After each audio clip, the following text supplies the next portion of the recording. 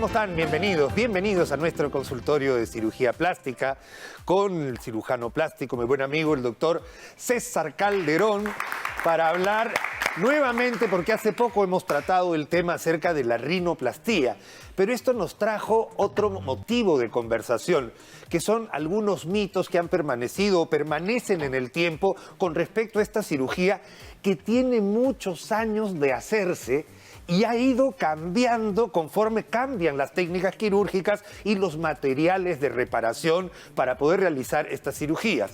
Por ejemplo, hablábamos algo que antes las mujeres eran las personas que más querían hacerse cirugías de rinoplastía o de arreglos de la nariz. Me acaba de decir el doctor Calderón que en su consulta privada se ha equiparado. Coménteme, bienvenido César, muchas gracias. Nosotros ya en nuestra consulta y en nuestras cirugías de rinoplastía, la mitad, el 50% son hombres y el 50% son mujeres. O sea, ya es igual entre hombres y mujeres, ¿no? Esto probablemente es que ya se ha puesto en boga desde hace mucho tiempo la cirugía estética.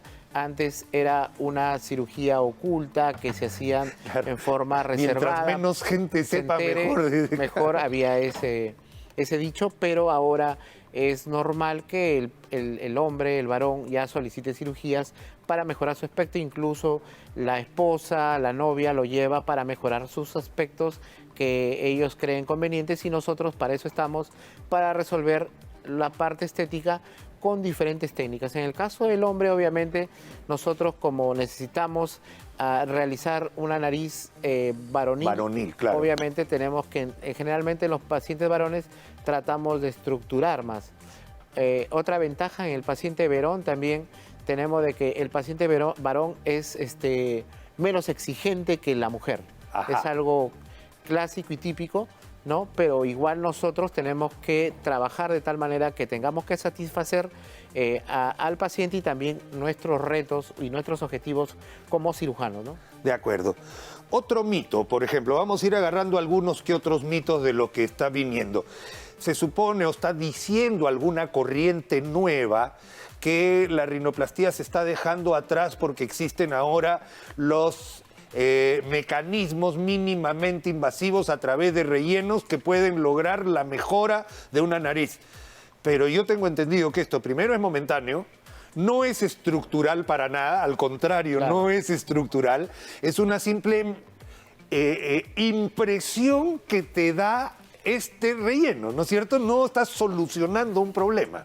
Claro, los rellenos de ácido hialurónico, que es la sustancia, ¿no? Que es la sustancia indicada para realizar una rinomodelación, está bastante en boga, pero tenemos que tener claro que esto no resuelve la gran mayoría de problemas de pacientes que necesitan una rinoplastía.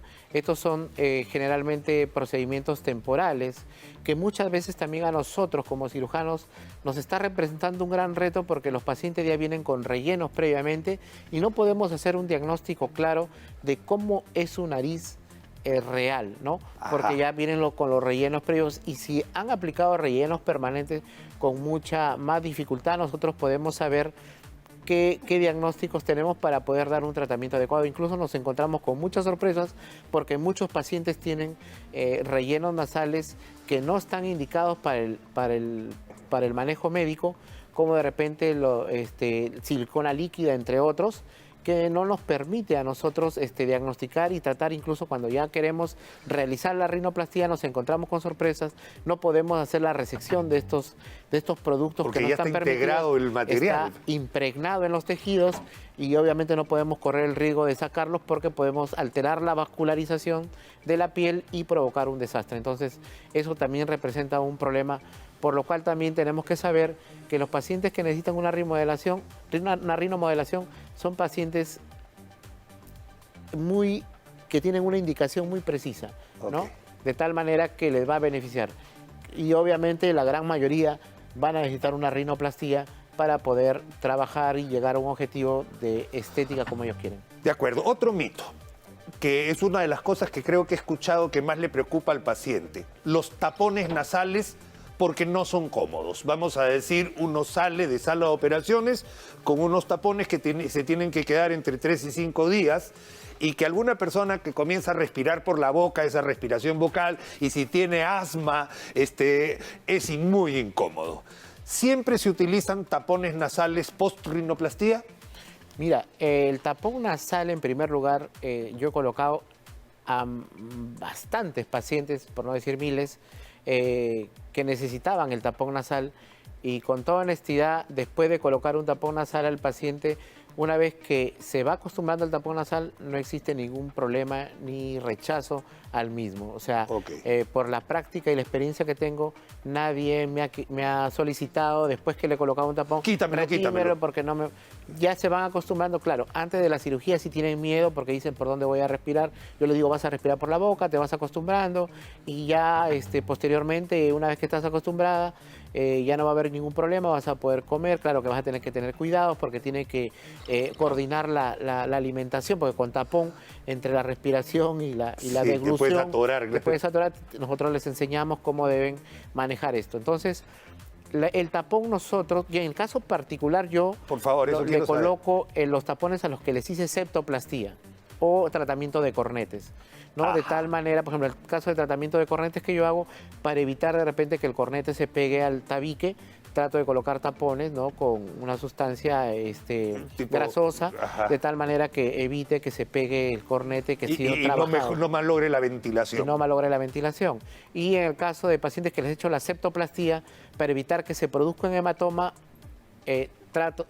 pongo siempre un tapón, y para comprimir la mucosa de tal manera que no se forme un hematoma central, tengo que colocar los tapones necesariamente. En los pacientes que hago una rinoplastía convencional, en los cuales no he tocado el tabique, obviamente no les coloco tapones, trato de cerrar todos mis defectos de tal manera, todos mis espacios muertos, todos mis defectos de tal manera que yo no tenga un sangrado postoperatorio y no pueda al paciente incomodar este tipo Evidentemente no todos los tapón. pacientes tienen una recuperación más o menos, pero hay un tiempo en que se pueden poner morados los ojos, Claro. ¿no? O sea, tipo mapache, o que demoran pues una semana, 10 días en reincorporarse a sus actividades normales. Y eso es importante para que el paciente planee, ¿no?, su recuperación. Porque... Claro, su recuperación para su trabajo, para sus labores, sus quehaceres diarios. Bueno, en el caso de particular, nosotros tratamos en lo posible de que el paciente tenga la hinchazón mínima posible, el que se moretee demasiado los ojos. ¿Puedes poner hielo o paños fríos? Generalmente el hielo, el paño frío, generalmente yo les indico después de las 24 horas de la rinoplastía, solo en las zonas donde no se ha hecho la rinoplastía, en la frente, en las mejillas, ¿no? Pero no muy cerca a la nariz para evitar la manipulación.